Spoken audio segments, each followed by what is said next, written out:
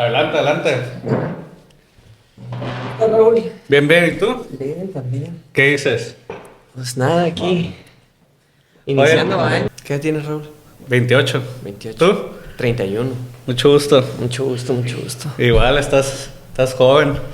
Pues ya me duele la rodilla, ¿no crees? Pues vamos a darle. Sí, Diputado Eligio Valencia López, ¿cómo estás? Muy bien, ¿y tú? Bien, también. Qué bueno.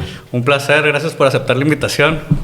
No, al contrario, gracias. Siempre por el espacio. No, tu excelente equipo de trabajo que tienes, la atención sorprendente. No, pues espero que así sean. Oye, pues tengo aquí unas preguntas. Sí. Igual mucha gente, algunos amigos me dijeron, oye, hazle ciertas preguntas. Sí, sí. Digo, más encaminadas con el trabajo que estás haciendo en el Congreso. Pero me gustaría empezar, pues, conociendo tu historia, más que nada para que la conozcan la audiencia que tengo. Sí. Y, pues, no sé cómo empezaste.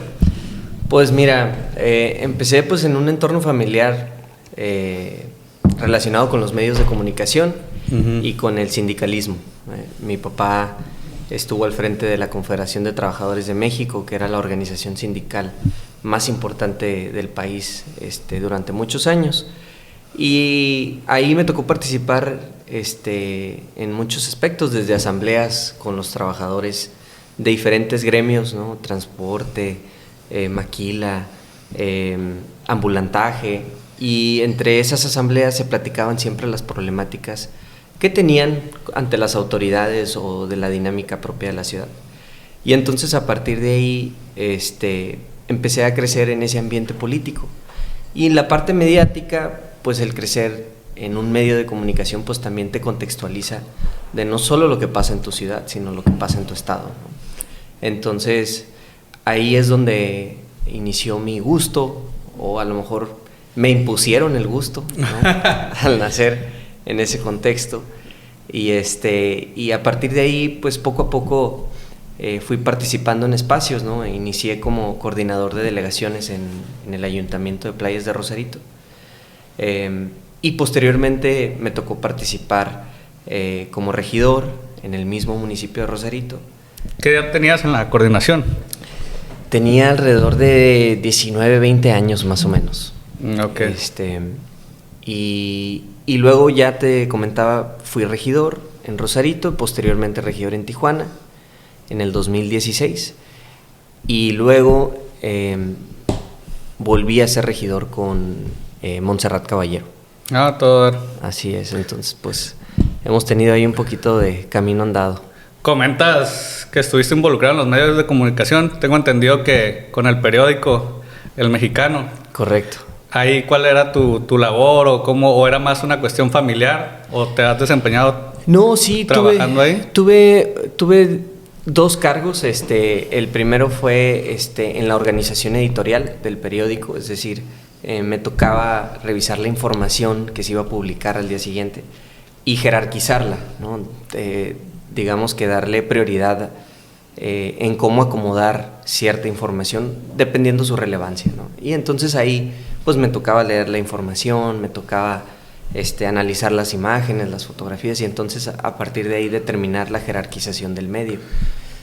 Ya fue en 2023 que fallece mi papá, en junio, y a partir de ahí me tocó llevar ya la dirección general, que involucra muchos otros aspectos, desde la parte administrativa hasta la parte editorial, ¿no? Entonces, pues también. Y ya una vez que llegué al Congreso local, decidí separarme de la dirección general, y hoy quien lleva las riendas y la directriz del periódico El Mexicano es mi hermana Carolina Valencia. Lamento lo de tu papá. No, gracias. Hace no tanto. Te pregunto, ¿cómo has visto, de hecho, ahondando un poco por ahí, este cambio de medios digitales a los medios tradicionales como el periódico? ¿Han perdido relevancia, crees tú, o no tanto? Pues mira, yo creo que hoy en día, sin duda, el cambio generacional, la tecnología, pues a todos nos da herramientas distintas para comunicar. El medio tradicional, pues creo que es algo que deberíamos de buscar conservar como sociedad, porque el periódico, digamos, una nota en redes es muy efímera, ¿no? La subes y pasan unas horas y ya fue. Pero el periódico queda impreso, queda fijo, y entonces muchas universidades hoy conservan libros y libros y libros de portadas históricas de los periódicos y que finalmente se quedan en la historia para aquellos que buscan ver hacia atrás, pues tienen un documento físico que avala todos estos hechos históricos. Entonces yo creo que es un reto para los medios tradicionales, pero finalmente todos en su mayoría se están ajustando a hacer un híbrido entre tradicional y también complementarse con la parte digital. Digo, sé que ya no estás ahí como lo mencionaste ahorita, sí, pero también creo que las fake news es algo que ahorita está, yo siento, de una forma negativa para las redes sociales. Hay mucha información falsa o mucha información que se mueve y no tiene fundamentos. Ahí en el periódico, no sé si tengas entendido, pero ¿cómo verifican que toda su información sea verídica? Sí, pues siempre tenemos que tener una fuente, siempre, para cualquier publicación. No puede ser un rumor, nosotros nos limitamos a todo eso. Entiendo que, pues sí, hoy en día muchas plataformas, por ganar la noticia o por volverse virales, tienden a lo mejor a caer en este tipo de fake news, pero nosotros somos muy responsables en ese aspecto y nosotros informamos meramente hechos cotidianos que suceden en nuestro estado, ¿no? Entonces nos abstenemos de utilizar todo ese tipo de, pues a lo mejor de catch, ¿no? Que luego le llaman. Sí, no, de amarillismo, ¿no? Luego que Así cae es. algunos medios. Oye, sales entonces del periódico, ¿y cómo fue tu llegada al Congreso? Pues mira, fue una campaña de 45 días, muy intensa, porque son pocos días para recorrer tantos puntos de la ciudad, poder estrechar la mano de todos, platicar con todos los ciudadanos del distrito. Pero la verdad es que fue una campaña muy significativa porque fuimos en la boleta con una candidata mujer a la presidencia de México, que es la doctora Claudia Sheinbaum. Entonces, pues tan solo el que una mujer haya llegado a la presidencia, pues fue una elección histórica.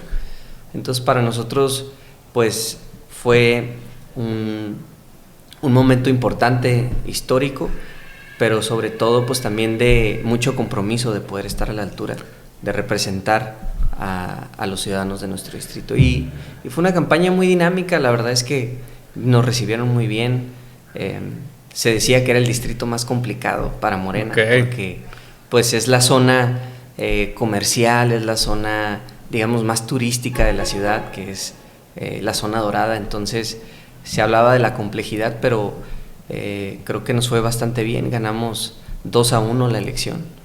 Entonces, pues creo que fuimos bien recibidos en este distrito. ¿Cuáles eran las necesidades en campaña que viste en este distrito y si consideras ya ahora retrospectiva que sí fue una campaña complicada? Digo, la ganaste por 2-1, pero al final había algo de razón ahí en lo que se rumoraba que iba a ser complicado para Morena, ¿o no? La verdad es que no. La gente, cuando llegábamos, nos recibía bastante bien, creía en el proyecto de continuidad de la Cuarta Transformación, pero en particular este distrito tiene diferentes problemáticas a otras áreas de la ciudad. Uno de los que veíamos con frecuencia era la convivencia en régimen de condóminos, ¿no? Hoy en día no existía un ente que regulara la convivencia vecinal en torres de condominios, en edificios de Infonavit, ¿no? Donde se presentan diferentes problemas, desde el vecino acumulador de basura, desde el vecino que tiene un carro yonqueado en el estacionamiento, desde el vecino que tiene la música hasta altas horas de la noche, y entonces esto generaba conflictos vecinales, pero no había una autoridad que realmente sancionara o que regulara estas convivencias, y así evitar que tú como vecino te confrontaras con el otro, y ha habido casos donde incluso terminan en tragedias. Entonces, como el distrito es muy urbano ya, hay muchas torres verticales, vimos esa problemática y entonces impulsamos a través del ayuntamiento que crearan la oficina conciliadora en régimen de condominio, que ahorita está en etapa de construcción. La oficina ya tiene presupuesto asignado para este año, entonces este año va a ser una realidad en el que se va a reflejar, porque no solamente es la convivencia vecinal, sino tú como usuario también puedes tener problemas con la administración. Sí, claro. Entonces, a lo mejor la alberca de tu edificio que tiene, no sé, un mes sin reparar, pero tú sigues pagando tus cuotas y entonces dices, bueno, ¿y qué está pasando? ¿A dónde se está yendo ese dinero de la administración? ¿Ya es una realidad esta ley, esta iniciativa? Ya es una realidad, ya este año debe entrar en operaciones ya formalmente. ¿Cuál va a ser el proceso cuando un ciudadano mete una queja para poder llegar a la instancia que resuelva? Sí, mira, el proceso, tengo entendido que este nuevo órgano, como no depende del Congreso, ya depende del municipio. El municipio crea sus propias reglas de operación. Y una vez que concluyan la parte estructural del edificio, de todo esto, entiendo que el ayuntamiento hará una campaña de información y concientización de las reglas operativas de este nuevo modelo. Nosotros como Congreso siempre creamos marcos generales, leyes generales, y luego el ayuntamiento tiene que desdoblar a generar sus reglamentos ya específicos en torno a cada situación. Tengo entendido que también tienen la iniciativa de los estacionamientos en las plazas. Ajá. Los 40 minutos de tolerancia que buscamos o se buscan gratis para los ciudadanos. Creo que a todos nos sorprendió y nos gustó la iniciativa como consumidores, sí. Pero ahí hubo cuestiones con los dueños de las plazas. ¿Cómo te ha ido en ese tema? Pues mira, ha sido polémico, ha dado mucho tema de qué hablar. La verdad es que la iniciativa fue planteada, yo la tengo planteando desde el 2016, desde que yo era regidor en el Cabildo de Tijuana. En su momento pues yo no era mayoría, era un regidor de oposición y pues no prosperaba. Lo volví a intentar en la regiduría pasada y tampoco prosperó. Se aprobó en comisiones, pero ya nunca pude lograr que se subiera al pleno. ¿De dónde nace la idea? Disculpa la interrupción. Pues de la vida cotidiana. O sea, mis iniciativas prácticamente las enfoco en eso, que tengan un impacto real en la vida cotidiana. Entonces, que también mejoren la calidad de vida, porque pues en muchas ocasiones, muchas veces tú vas al cajero, sí, y pagas por entrar al cajero a retirar dinero, o vas por un medicamento, o vas a pagar un servicio. Y creo que pues es injusto que si no vas a estar la hora que te quieren cobrar, pues porque si ya vas a consumir, porque tienes que pagar. Pero además no solo eso, es el ¿qué me ofreces? Si estoy pagando, entonces estoy pagando un servicio. ¿Qué me ofreces? ¿Seguridad? Pues es dudoso, ¿no? Porque hoy en día vemos que hay daños a los vehículos, hay robos y no se hacen responsables. Y por otra parte, muchos de los guardias de seguridad, pues en Península no hace mucho fue un caso muy polémico que un guardia de seguridad le pegó una mula ciega a un vehículo. Entonces no te ofrecen seguridad, no te ofrecen infraestructura de calidad, no te ofrecen iluminación, no te ofrecen los seguros por daños y robos, que está estipulado en la ley. El problema es que desde ayuntamientos pasados no han hecho valer la ley. Entonces estos centros comerciales pues se han salido con la suya. Entonces, lejos de confrontarnos con el empresariado, es más que nada buscar ese equilibrio y que no se normalice un abuso. Sé que metieron algunos amparos, ciertas plazas. ¿Cómo crees que procedan estos amparos o cómo se mueve realmente cuando se está forcejeando y hay tensión dentro de una iniciativa que tengo entendido que ya se aprobó o en qué etapa está? Sí, ya está aprobada, incluso el Ayuntamiento de Tijuana también ya modificó sus reglamentos. Entonces hoy la ley está vigente. Por supuesto que interpusieron amparos, muchos de ellos ya se ganaron, o sea, es decir, ganaron los 40 minutos de estacionamiento, pero hay otro proceso que solicitan la revisión. y se va a otra instancia. Entonces, de estar con un juez de distrito, sube a la sala de magistrados colegiados. Entonces, hoy muchos de esos están en ese proceso que seguramente no prosperarán porque nosotros no atentamos contra algo que no estaba ya en la ley. El estacionamiento de facto ya era un requisito para obtener tu uso de suelo, para poder construir y edificar estos centros comerciales. Entonces, no estamos yendo en contra del empresariado, por el contrario, es una medida que va a beneficiarlos también porque permitirá un mayor flujo de consumidores a estos centros comerciales. Has sido coordinador en la delegación de playas, me comentaste, 2 veces regidor, ahora diputado. Sí. Y creo que como diputado tienes otras tareas, pero la pregunta acá es, ¿qué has visto que tú pensabas que era más fácil implementar y ahora ya siendo diputado ves que es más complicado? ¿Alguna idea que tengas o alguna iniciativa? Pues todas las iniciativas son complicadas porque pues como somos un cuerpo colegiado, entonces hay distintas maneras de pensar, hay distintas propuestas o sectores, o a veces se empalman propuestas, ¿no? A veces queremos proponer algo similar y no sabíamos que otro compañero la traía.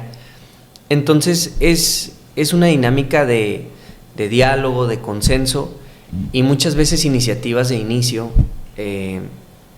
no son bien recibidas hasta que no logras plantear bien la idea o el fondo que trae. Pero yo creo que la parte compleja es que logres la unanimidad en el Congreso.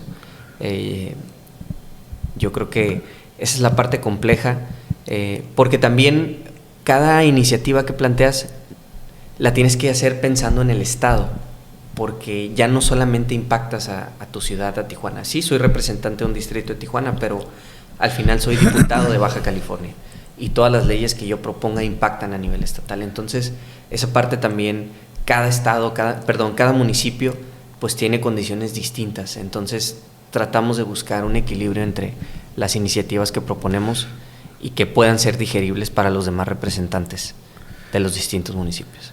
¿Cómo has balanceado esta idea de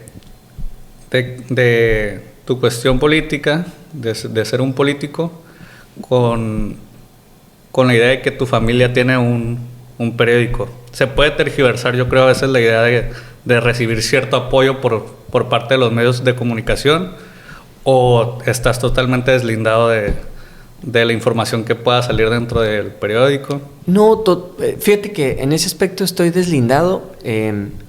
El periódico, claro que publica notas mías, pero que mandan desde la Oficina Central de Comunicación del Congreso del Estado. Es decir, este ente dentro del Congreso es la que se encarga de comunicar nuestras acciones como legisladores. Si presentamos alguna iniciativa, si hicimos alguna actividad social, etcétera, el órgano de comunicación es el que se encarga de difundir y por ende pues también le llega al periódico de mi familia y ese es el tratamiento que se le da. Estoy de acuerdo contigo que la campaña de Claudia fue un impacto y una novedad. Yo creo que no solo en México, a nivel internacional, que nuestro país tuviera una presidenta mujer. Sí. Pero, ¿qué opinión te merece el trabajo que ha hecho actualmente la presidenta?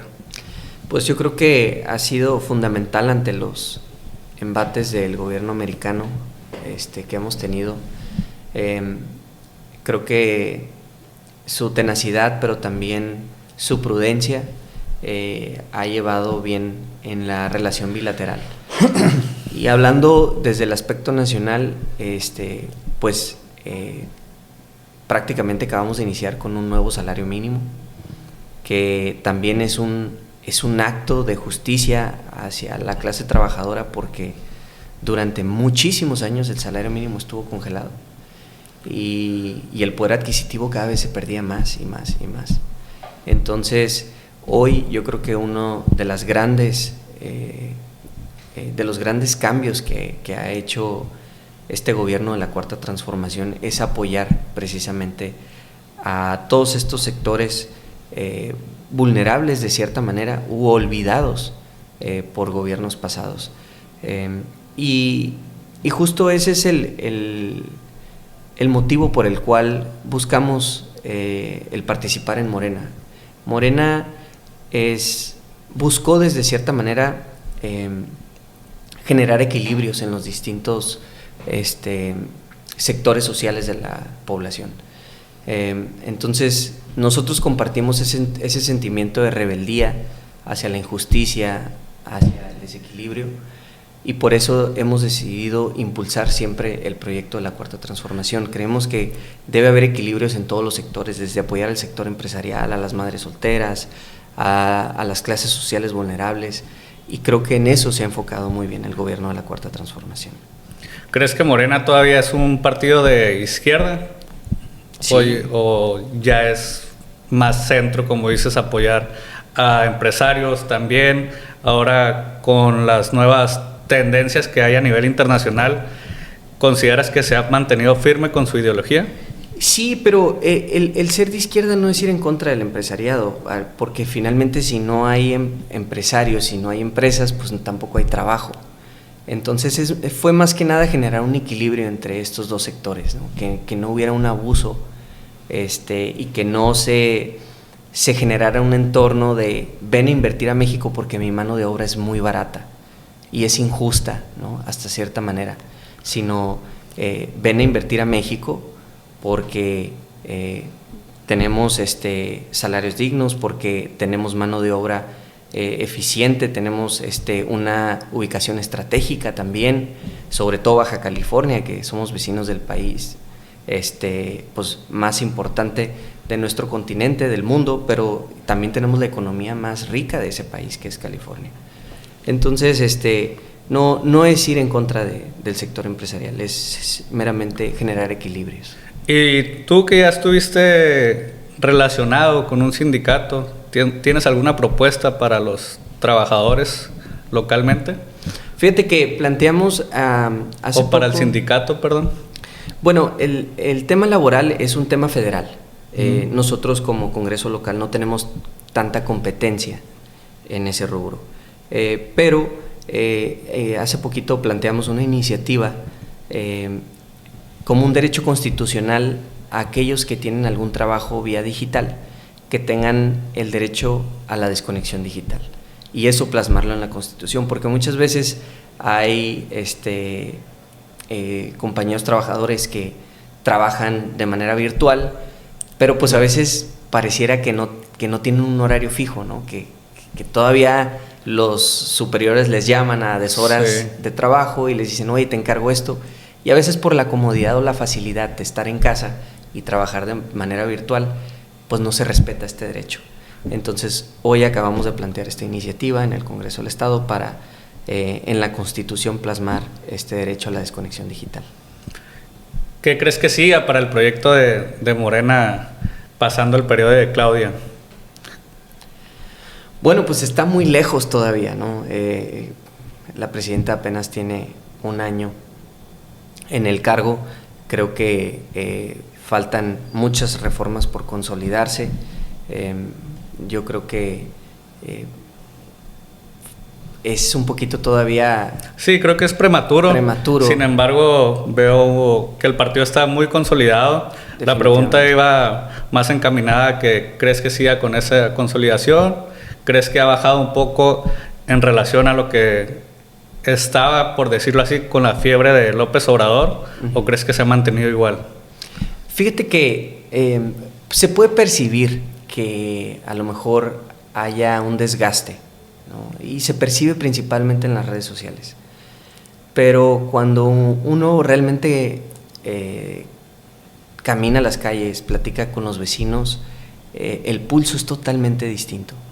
Entonces, yo creo que hay una idea errónea del desgaste que realmente pudiera tener Morena, porque desde las plataformas digitales pues podemos opinar, pero tampoco opinamos, pero no votamos, ¿no?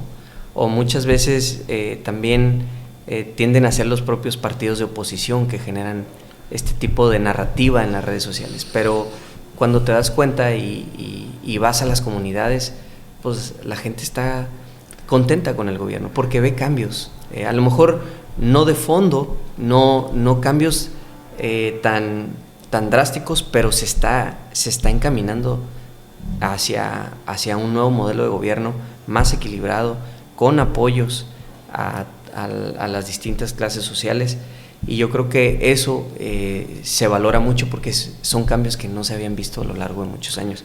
Y tan solo el tema del salario mínimo, que ha aumentado en más del 300%, pues yo creo que ese es un gran ejemplo de lo que la gente hoy ve reflejado en una realidad. Sí, creo que las redes sociales también han tergiversado muchas ideas, y te quería preguntar, ¿qué opinión te merece esta como idea que yo también considero que solo aparece en redes sociales de fifís contra chairos? No, pues la verdad es que pues es una narrativa de la oposición, pero la verdad es que en Morena ves todo tipo de personajes, o sea, el partido siempre es un vehículo, pero no significa que uno pierda sus valores o su congruencia o su manera de pensar, ¿no? Finalmente en el partido es válido proponer, debatir, ¿no? Compartir distintas ideas, y la verdad es que pues a lo mejor también así habrá distintas variantes en otros partidos, ¿no? En el PAN habrá también, en el PRI, ¿no? Yo creo que en el PRI mucho tiempo se decía que estaban divididos los tecnócratas contra las clases obreras trabajadoras, ¿no? Porque el PRI estaba conformado por distintos sectores: el sector popular, el sector trabajador, el sector campesino, y bueno, llegó esta nueva era de tecnócratas, de jóvenes que venían de grandes escuelas. Entonces en cada partido hay su narrativa. Hoy, como Morena es el centro de atención, pues hoy utilizan estos descalificativos. Claro, creo que ahora que hablas de que Morena es un vehículo para llegar a cierto proyecto, como lo es la Cuarta Transformación, creo que también una opinión que se ha hecho común de la oposición es atacar con la idea de que hay personajes de otros partidos que nomás llegan a Morena a no hacer las cosas tan bien. ¿Qué consideras de estas personas o políticos que han cambiado de partidos? Y no solo en Morena, ¿no? Creo que es algo que se ha dado en la política mexicana. ¿Qué opinión te merece? Pues bueno, yo creo que es válido. Al final del día, cada quien tiene sus valores, su idea, sus maneras de pensar, su congruencia. Y hay momentos en los que los partidos pierden el rumbo, ¿no? Y dejas de compartir esa ideología con la que iniciaste. Entonces, yo creo que es válido siempre y cuando en tu persona seas congruente con lo que digas y con lo que pienses y con lo que buscas impulsar desde la plataforma que sea. Pero yo creo que estos cambios se han dado y se van a seguir dando. Probablemente después verás personajes de Morena en otros partidos, no lo sabemos, pero yo creo que principalmente ese es el eje rector que debe de preponderarse. Claro, así como lo pregunté con Claudia, también te lo pregunto a ti. ¿Qué proyecto tienes a futuro dentro de la política?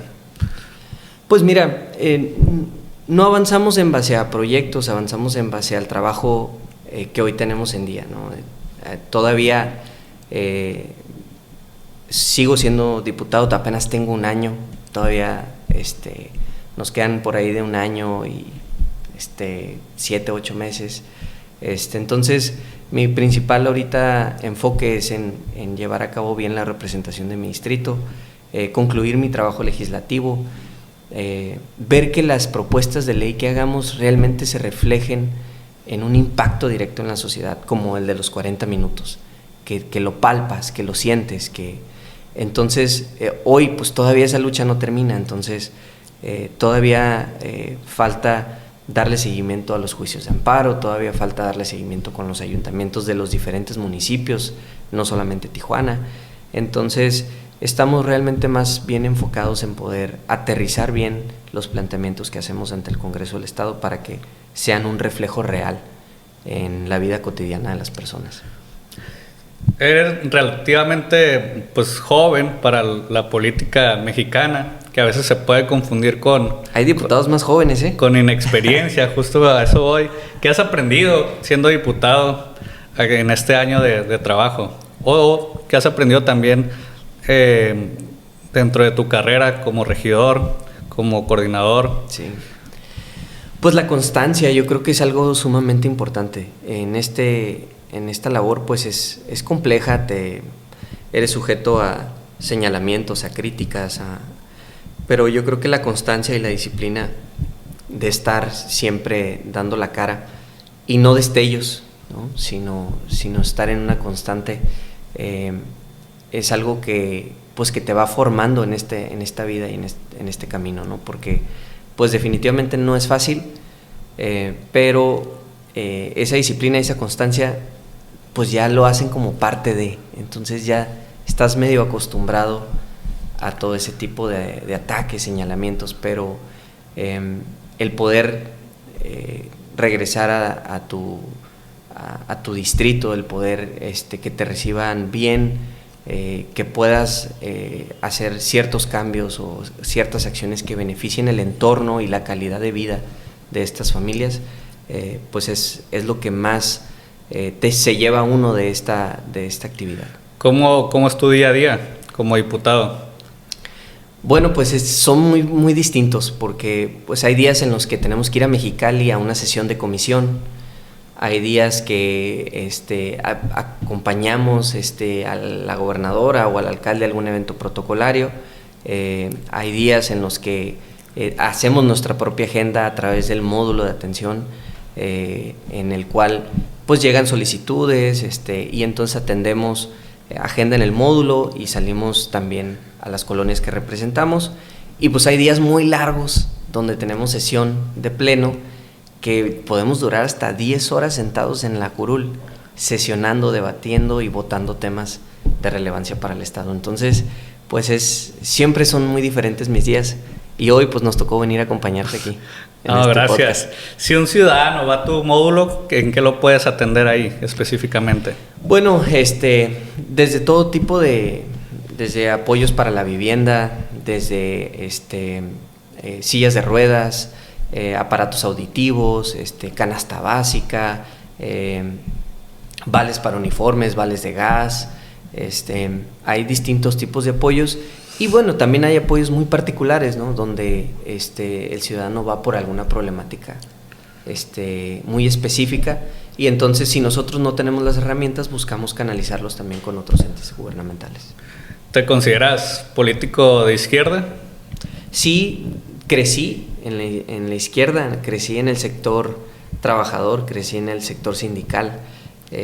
Definitivamente pudiera pensarse que pues definitivamente desde un espacio de privilegio estuve por mi padre, pero también no olvido el origen de mi padre. Mi padre fue un indígena de un poblado de alrededor de 2,000 habitantes en la Sierra de Michoacán, que salió en busca de una mejor vida y de una mejor oportunidad, que recorrió varios estados del país, que fue a Veracruz, que fue a Jalisco, que fue a Sinaloa, y que finalmente en ese largo trayecto de vida termina en Tijuana, llegando sin nada a buscar trabajo, y aquí encontró la ciudad que le dio oportunidad, y esa es una historia que no se olvida, es una historia que siempre está vigente en mí, y que así como él, así llegan muchos a esta frontera, y hoy lo que buscamos pues es que esta frontera siga dando frutos y que siga desarrollándose para todos. Creo que tu papá fue una persona emblemática para la ciudad. ¿Cómo fue su inicio? Dices que llegó sin nada aquí a Tijuana. ¿Cómo fue el inicio para crear El Mexicano, el periódico? El Mexicano ya existía, de hecho él llegó a pedir trabajo al Mexicano. Desconocía. Y y en ese momento no había trabajo. Entonces le dijeron que solamente había vacantes para cuando alguien se enfermaba. Entonces mi papá decía que a veces trabajaba un día a la semana, cuando le iba bien 2 o 3, pero había semanas en las que no tenía trabajo. Y pues le permitieron dormir en el almacén de desperdicios del periódico, porque no tenía ni para pagar una renta. Entonces ahí empezó a crecer hasta que finalmente obtuvo su plaza formal. Se fue desarrollando en la empresa, se volvió el líder sindical de los trabajadores del periódico. El Mexicano quebró y él estalló un movimiento de huelga para exigir el pago de los adeudos que tenían con los trabajadores. Y al no haber manera de pagarles, mi papá pide que les paguen a los trabajadores con el periódico. Entonces, al lograr eso, sus compañeros lo eligen como el director, el hombre que dirigió los trabajos para lograr ese pago, pues ahora que se encargara de encaminar los trabajos de el nuevo momento del periódico, ¿no? Entonces logró dirigir a sus compañeros, logró dirigir una empresa que se volvió el medio de comunicación más relevante y hoy el más antiguo del estado. Al tiempo, pues muchos de los compañeros vendieron sus participaciones, muchos fallecieron, sus familiares vendieron sus participaciones y con el tiempo mi papá logró hacerse completamente de la empresa. ¿Cuál consideras que fue la mejor enseñanza que te deja tu padre? La constancia. Yo creo que mi papá era un hombre que siempre se presentó ante la adversidad, ¿no? Siempre, a pesar de que no ganaba todas las batallas, pero no dejaba de presentarse a ninguna. Y yo creo que eso es algo que a nosotros, como familia, siempre nos marcó, y creo que esa es la constancia, la constante también de nosotros, ¿no? Por más complicado que sea el escenario, no nos vamos a dejar de presentar y vamos a dar la cara y vamos a dar un paso hacia adelante. Ganemos o perdamos, es parte de la vida, ¿no? A veces se gana, a veces se pierde, pero siempre estar presentes, nunca estar ausente ante una batalla. Tienes una agenda ocupada y creo que a veces a los ciudadanos se nos olvida que los políticos también tienen vida. ¿Cuáles son tus proyectos personales fuera de la política? Pues mira, tengo un niño de 5 años. Entonces, pues ahorita es mis ojos. Trato de compartir el mayor tiempo que puedo con él. ¿Cómo se llama? Se llama Neum. Y entonces, pues es un niño muy alegre, muy carismático. Entonces, siempre me la paso excelente con él, muchas risas. Entonces, pues principalmente eso, compartir tiempo, pues en general con mi familia, con amigos, pues cuando se puede. Pero la verdad es que hoy el tiempo es para construir, para trabajar, hacer equipo. Entonces es en lo que más desarrollamos nuestro tiempo y nuestras energías. ¿Buscas más hijos o ya te quedas con uno? Pues a lo mejor sí. Todavía no lo sé, pero por lo pronto, pues claro, también pienso en que no crezca solo, ¿no? Claro. En que tenga quien lo acompañe cuando uno ya no esté presente, ¿no? Cuando su mamá no esté presente. Entonces, yo creo que siempre los hermanos son esta extensión de los padres, ¿no? ¿Tienes algún hobby, algún deporte que practiques? Fíjate que me gusta mucho el racket. Soy antagónico ahorita al pádel. ¿Por qué? No, pues yo crecí jugando el racket y es el que a mí me gusta. Se me hace más ágil, más... Sí. Realmente te exige más rendimiento, ¿no? ¿Y el tenis? No, nunca lo practiqué. Y el otro deporte que me gusta mucho es el voleibol. Nice.